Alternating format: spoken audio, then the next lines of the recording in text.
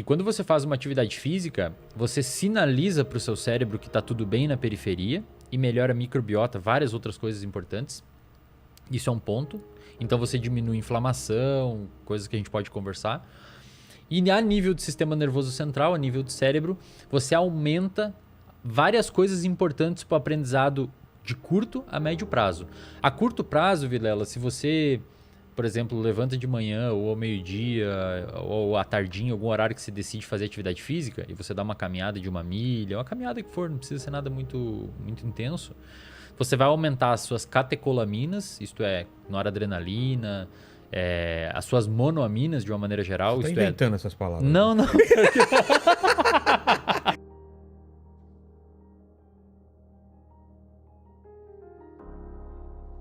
Pega a mina, traz a mina, né? Josemina. Josemina.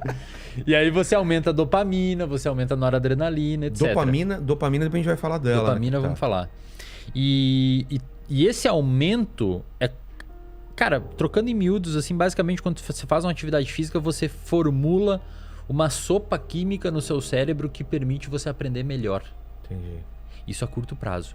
A longo prazo, você aumenta a quantidade, a produção de fatores que a gente chama de fatores neurotróficos. Isto é, são fatores que permitem o seu cérebro se moldar e melhorar.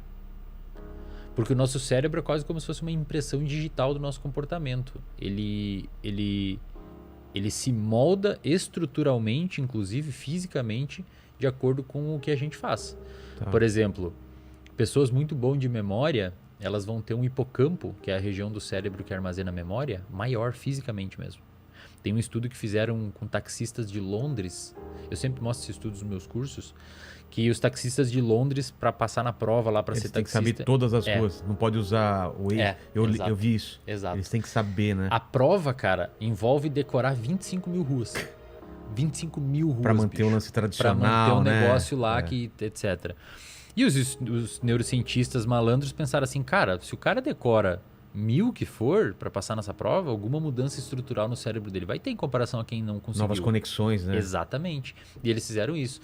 Foi publicado um artigo num jornal chamado de Cell, que é um dos melhores, Célula em português, um dos melhores jornais científicos do planeta.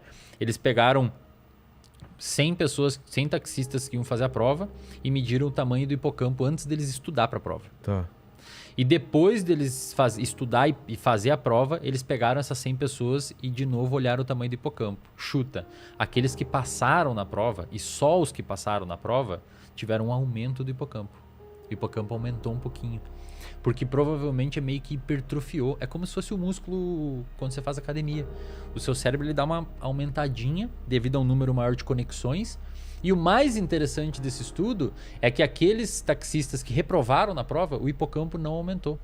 Ou seja, parece que você precisa de fato que o seu cérebro mude para você conseguir ter uma melhora funcional no que você quer que seja.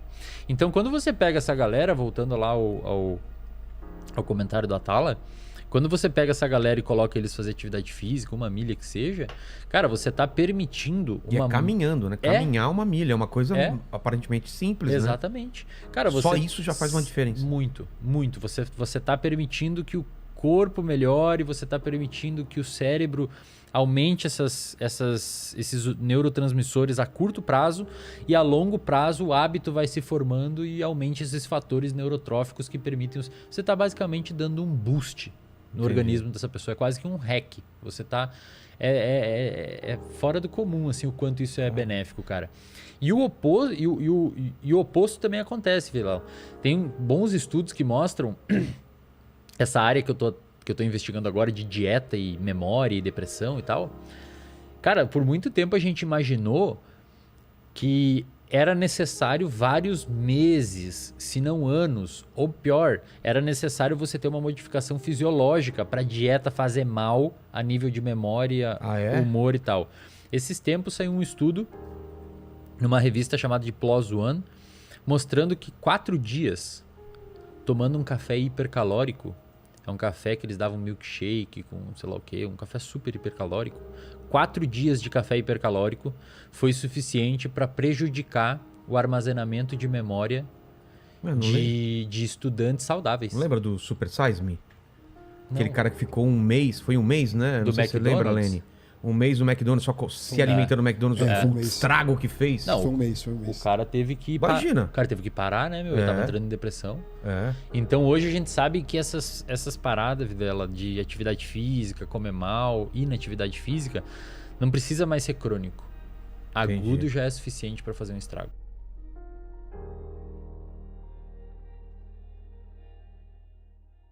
Quando a mente está treinada e desenvolvida, tudo se torna mentalmente possível.